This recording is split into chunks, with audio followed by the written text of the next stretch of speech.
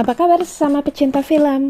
Kali ini, Ara akan mereview film yang berjudul Train to Busan yang diperankan oleh Gong Yoo, Jung Yumi, dan Ma Dong Suk. Film dengan genre horror action ini dibuka dengan sebuah mobil pick-up memasuki wilayah zona karantina yang kemudian disemprot dengan disinfektan oleh petugas yang berwenang. Karena ternyata ada kebocoran di daerah biotech. Si pengemudi merasa terganggu dengan kejadian itu. Lalu tiba-tiba HP sang pengemudi berbunyi sehingga menyebabkan pengemudi itu tidak sengaja menabrak rusa yang melintas di jalan. Namun, ada keanehan yang terjadi pada rusa yang telah terlindas itu. Bukannya mati, malah hidup kembali. Apakah kebangkitan dari sang rusa akan menjadi misteri? Oke, kembali ke alur cerita. Di suatu perusahaan, tampak tokoh utama kita, Seok Woo, seorang manajer keuangan sedang bergulat dengan klien via telepon di sela-sela jam makan siangnya.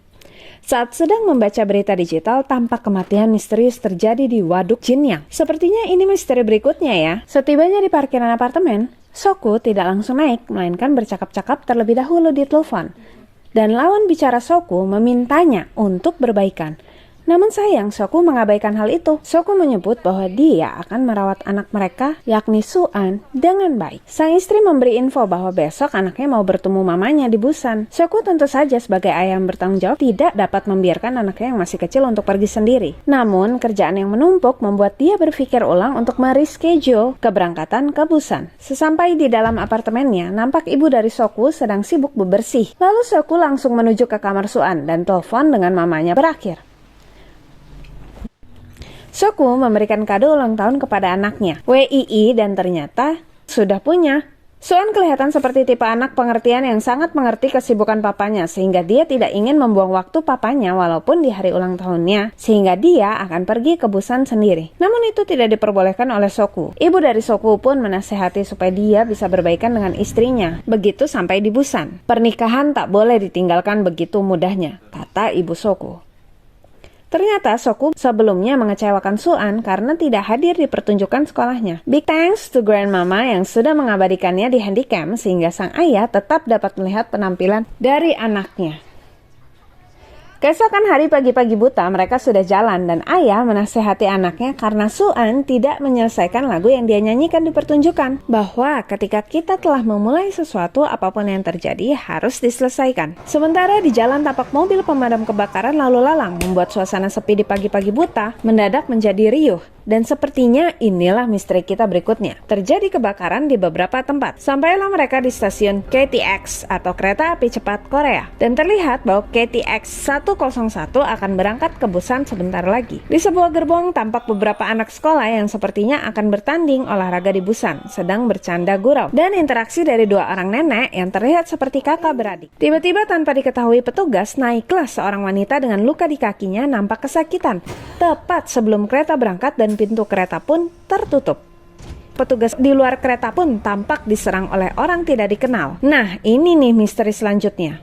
Wanita muda itu kemudian dihampiri oleh seorang petugas kereta yang berusaha menolongnya. Sayang, hal itu membawa dampak fatal. Si wanita yang ternyata sudah terinfeksi itu menyerang petugas kereta yang berusaha menolongnya, yang kemudian berubah juga menjadi buas. Sejak itu, infeksi pun menyebar dengan mengerikan di kereta menuju Busan itu. Petugas lain yang datang berusaha untuk menangani kondisi itu sontak berteriak histeris dan menyuruh para penumpang pindah ke gerbong depan.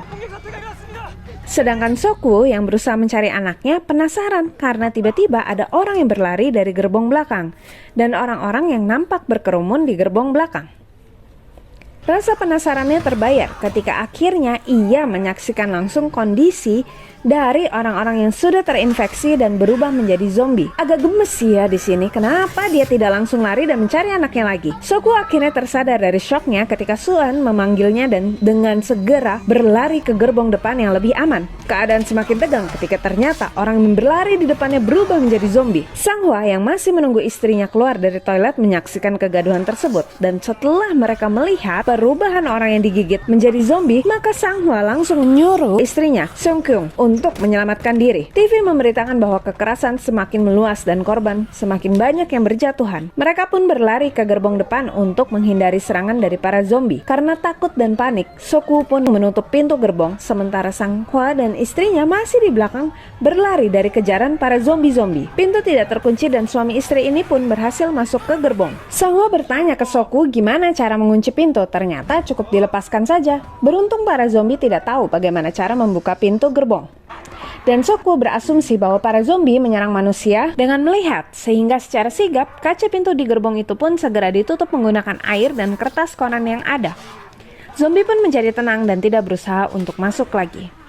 Di situasi seperti ini, ibunya Sokwu telepon dan menanyakan apa mereka sudah di jalan, dan terdengar dari telepon tersebut bahwa ibu mengalami hal yang menegangkan seperti yang mereka alami. Namun ibu terdengar seperti zombie. Di saat Sokwu sedang syok mendengar perubahan ibunya, dia mendapat panggilan dari Suan dan kereta pun tiba-tiba mendadak memperlambat lajunya, membuat panik semua orang yang ada di gerbong. Di saat bersamaan, kereta melewati stasiun dan membuat semua orang yang berada di stasiun nampak mendekati kereta tersebut karena berharap dapat masuk untuk menghindari serangan para zombie yang terjadi di stasiun tersebut. Namun sia-sia, karena semua orang yang berada di dalam gerbong pun terlihat sangat ketakutan dan tidak dapat berbuat apa-apa, terlebih menolong mereka yang berada di luar gerbong. Tampak jalanan yang dilalui kereta tersebut pun sudah kacau dan sudah banyak manusia di luar gerbong telah mendapatkan serangan oleh para zombie. Pemerintah pun telah mengumumkan bahwa terjadi kekerasan yang menjurus, terjadi kerusuhan di beberapa kota besar yang mengakibatkan banyak warga dan polisi luka-luka. Kericuhan menyebabkan beberapa distrik terpaksa ditutup,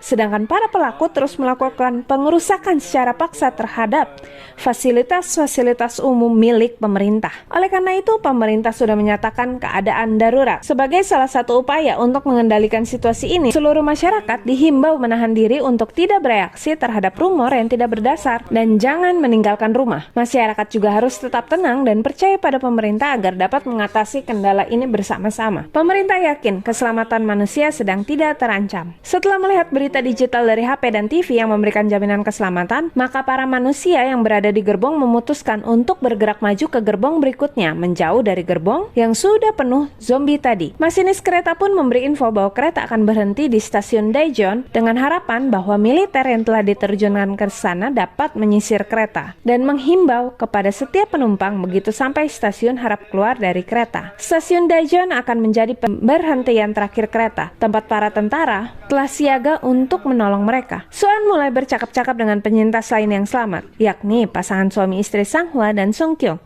Sementara Sokwu mencoba menelepon rekannya, Letnan Min, di Daejeon untuk memastikan bahwa militer sudah berada di Daejeon. Info yang diberikan yakni bahwa mereka yang turun di stasiun Daejeon akan mengikuti karantina, sehingga Sokwu meminta tolong agar dia dan putrinya bisa lolos tanpa harus dikarantina.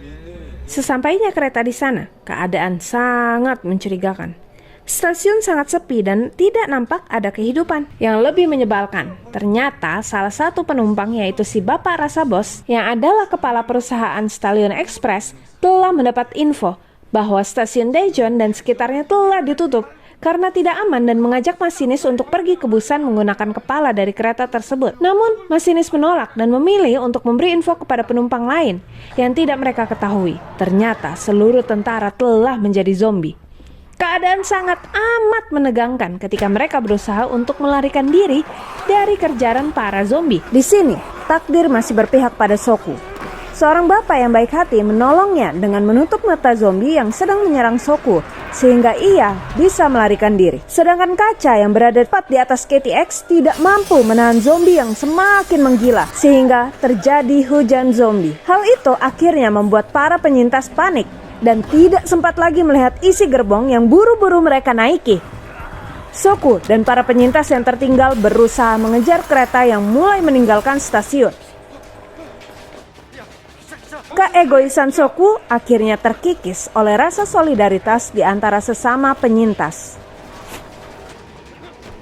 Mereka masuk kembali ke kereta tersebut dan menuju Busan, tempat di mana kebocoran virus itu telah dibersihkan. Saat ini para penyintas ditantang untuk berjuang bertahan sendirian, terpisah dari orang yang mereka kasihi. Tim Sung Kyung dan Suan menyadari bahwa mereka telah salah masuk ke gerbong yang berisi zombie. Satu-satunya pilihan yang ada bagi mereka adalah bersembunyi di toilet dan tidak membuat suara sedikit pun. Namun naas, tanpa sepengetahuan mereka, satu zombie melihat mereka masuk ke toilet, sehingga memicu para zombie menyerang mereka tepat sebelum pintu toilet tertutup. Dan di saat yang bersamaan, Sang-hwa menelepon sang istri. Sung-kyung kemudian meminta tolong kepada suaminya. Ia memberitahu kondisi darurat mereka dan nomor gerbong tempat di mana mereka berada. Panik, Sang-hwa dan Soko juga Yongguk memutuskan untuk menerobos gerombolan zombie, walau saat ini mereka sedang berada di gerbong 9. Mereka pun masing-masing mempersenjatai diri dan membuat pertahanan diri dengan barang seadanya yang mereka temukan. Aksi menegangkan pun terjadi di sepanjang perjalanan mereka menuju gerbong 13. Yongguk kemudian menghadapi dilema ketika memasuki gerbong yang berisi teman-teman satu tim baseballnya. Teman-teman yang kini telah menjadi zombie sepenuhnya. Tertegun, ia tidak dapat memberikan perlawanan ketika memasuki gerbong itu. Tepat saat kereta memasuki terowongan, Soku menyadari bahwa inilah saat yang tepat untuk melarikan diri karena para zombie tidak dapat melihat dalam kegelapan. Ia pun sengaja membuat suara guna mengecoh para zombie. Sadar bahwa mereka berpacu dengan waktu untuk menyelamatkan istri dan anaknya. Namun dengan stamina yang sudah banyak terkuras, pada gerbong selanjutnya Soku memiliki ide, yakni menggunakan bunyi dari HP Sang-hwa untuk kembali mengecoh para zombie. Sehingga mereka dapat maju ke depan dan tiba di toilet gerbong 13 di mana Sung-kyung dan Su-an berada. Kegembiraan yang mereka rasakan karena bertemu dengan orang yang mereka kasihi hanya bertahan sesaat. Karena akhirnya kereta melewati terowongan dan para zombie mulai dapat melihat kembali sehingga mereka pun terpaksa bersembunyi di toilet yang lainnya. Yongguk menghubungi satu-satunya teman, Jin-hye, yang masih menjadi orang di kereta tersebut dan memberi kabar bahwa ia dan beberapa orang lainnya sedang menuju ke gerbong di mana Jin-hye berada. Tidak dapat menahan kegembiraannya. Jin-hye memberitahu orang-orang lainnya, terlebih petugas kereta. Rupanya si bapak rasa bos tidak merasa aman dengan menanyakan apakah mereka tidak terinfeksi setelah melewati kumpulan para zombie. Sementara begitu bersusah payah mereka melewati para zombie dengan naik rak atas tempat penyimpanan barang sewaktu kereta memasuki terowongan dan berhasil mengecoh para zombie dengan suara dari tas yang dilempar ke belakang oleh Soku, dan mereka pun semua berhasil turun di depan dengan selamat. Namun sayang, bapak ini malah terpeleset. Soku berusaha untuk membantu, namun kereta telah keluar dari terowongan sehingga keadaan menjadi terang, dan itu artinya para zombie dapat melihat kembali dan mereka pun segera bersembunyi. Para penyintas ini pun mengetahui bahwa mereka harus segera pergi dari situ sebelum para zombie melihat keberadaan mereka. Parahnya lagi, ketika hendak melarikan diri secara diam-diam, bapak ini malah menginjak kaleng yang membuat suara sehingga para zombie akhirnya menyadari keberadaan mereka. Dan mereka semua pun segera berlari menghindari kejaran dari para zombie. Dalam kondisi yang sudah semakin terdesak, mereka malah menghadapi masalah lain. Tanpa sepengetahuan mereka, ternyata pintu menuju gerbong depan telah diikat. Sang-hwa berusaha untuk menahan pintu gerbong belakang, namun kaca pintu itu mulai retak oleh para zombie. Soku berusaha membantu Sang-hwa dengan memukuli para zombie, sedangkan Yongguk berusaha sekuat tenaga untuk memecahkan pintu tebal menuju gerbong depan. Pada kondisi itu, Yongguk yang akhirnya berhasil memecahkan pintu kaca itu berusaha menahan pintu lainnya yang malah buru-buru ditutup oleh si bapak menyebalkan itu. Sedangkan kekasihnya malah ditahan oleh petugas kereta. Sedangkan di belakang, Sang-hwa malah tergigit ketika berusaha menahan pintu kaca yang belum menutup sepenuhnya. Ia juga langsung menitipkan istrinya pada Soku. Ia juga meneriakkan nama bagi bayi mereka yang belum lahir. Pintu itu akhirnya pecah, menyisakan Sang-hwa yang berjuang melawan para zombie sendirian. Ketegangan tidak berhenti sampai di situ. Soku akhirnya membantu Yongguk yang sedang berjuang sekuat tenaga untuk membuka pintu gerbong yang ditahan itu. Ketika pada akhirnya pintu berhasil dibuka, kembali jatuh satu korban dari rombongan penyintas itu. Kakak dari nenek yang berada di gerbong depan hanya tersenyum kepada adiknya yang terlihat kalut melihat sang kakak sudah diserang para zombie. Pintu pun berhasil ditutup kembali dan Soku merasa sangat kesal kepada si bapak yang menyebalkan ini.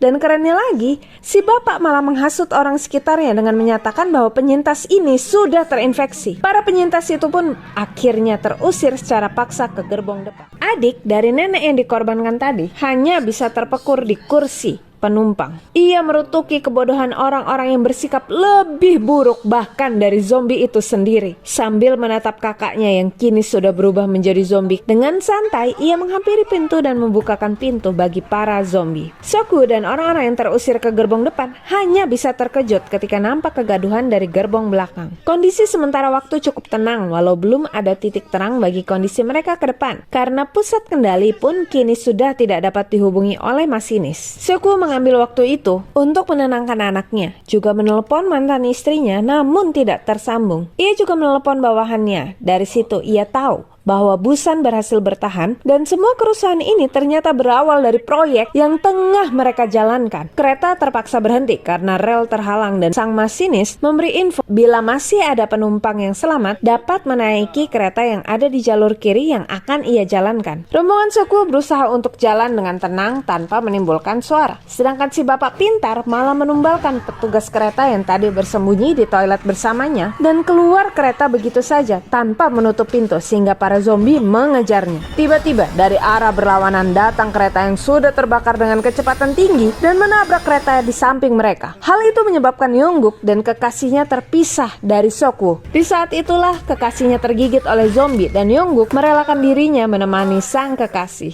Sedangkan Soku dan sisa kelompoknya ternyata berada di celah antara kereta yang bertabrakan tadi. Kereta yang ternyata sudah dipenuhi oleh zombie. Kelompok itu kembali kehilangan orang ketika bapak yang tidak dikenal itu mengorbankan dirinya agar Suan dan Songkyung dapat meloloskan diri melalui celah yang ditemukan oleh Soku. Sedangkan si bapak pintar malah menumbalkan masinis yang tadinya mau menolong dirinya yang tadi tersandung rel saat berusaha mengejar kereta. Para zombie yang terpancing akibat mendengar suara kereta pun semakin banyak. Namun pada akhirnya Soku, Suan, dan Songkyung berhasil naik ke kereta. Kereta yang ternyata hanya berisi bapak pintar yang sudah terinfeksi juga. Pergulatan antara Soku dan si bapak pintar akhirnya tidak terhindarkan lagi. Di sini, Soku tergigit saat ingin melindungi Songkyung. Walau pada akhirnya berhasil melemparkan si zombie bapak, Soku sadar bahwa tidak lama lagi ia pun akan berubah. Dengan cepat, ia menginstruksikan kepada Songkyung cara menghentikan kereta itu dengan menarik tuas rem. Momen yang amat menyedihkan terjadi ketika Suan memohon-mohon agar ayahnya tetap ikut ke Busan. Tidak tahan lagi, Soku melarikan diri dari Suan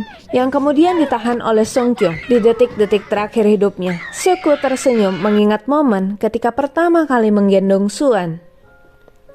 Ditemani kenangan yang paling membahagiakan baginya, Soku pun menjatuhkan diri dari kereta yang tengah berjalan itu, meninggalkan Suan dan Songkyung sebagai satu-satunya penyintas yang berhasil tiba di Busan. Ketika akhirnya turun dari kereta, para tentara yang berjaga sudah siap sedia menimbak mereka karena dikira sebagai zombie. Nyanyian Suan yang gagal diselesaikan ketika awal film lah yang menjadi penyelamat mereka. Suan yang menyanyi dengan lantang di sepanjang terowongan itu membuat para tentara akhirnya yakin bahwa mereka adalah manusia dan segera menghampiri Songkyung dan Suan. Demikianlah review film kita kali ini. Salah satu pesan yang dapat kita ambil dari film Train to Busan yaitu hargailah setiap waktu yang ada karena kita tidak pernah tahu kapan dan di mana akhir hidup kita. Jangan lupa juga untuk melimpahkan kasih sayang yang tulus kepada setiap orang yang berharga di dalam hidup kita agar tidak ada penyesalan yang timbul di kemudian hari. Terakhir, yang dapat kita pelajari dari film ini adalah jangan menjadi orang egois menyebalkan seperti bapak ini. Karena percaya deh, ujungnya bakalan mengenaskan karena apa yang kita tabur itulah yang kita tuai. So, bagaimana menurut kalian film zombie yang berasal dari Korea ini? Komen di bawah ya pendapat kalian mengenai film ini. Jangan lupa juga untuk like, share, dan subscribe. Terima kasih sudah menonton sampai habis dan terakhir, salam pecinta film.